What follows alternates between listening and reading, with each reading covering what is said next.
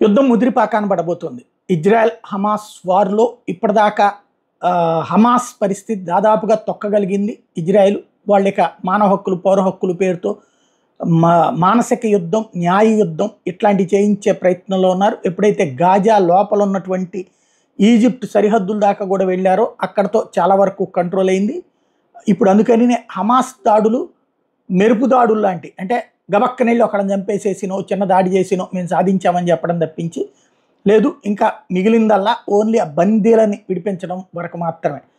ఇక దీంతో ఈ పరిస్థితిని కొత్త మలుపు తిప్పడం కోసం హెజ్బుల్లాను రంగంలోకి దించింది ఇరాన్.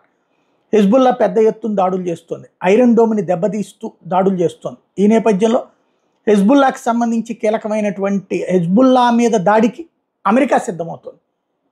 ఇజ్రాయెల్తో పాటు అమెరికా కూడా సిద్ధమవుతుంది. దానికోసం ఏకంగా యుద్ధ నౌకనే పంపించింది. యుఎస్ఎస్ థెడోర్ రూజ్వెల్ట్ ప్రస్తుతం అక్కడికి బయలుదేరింది, ఆ ప్రాంతానికి చేరుకుంటోంది.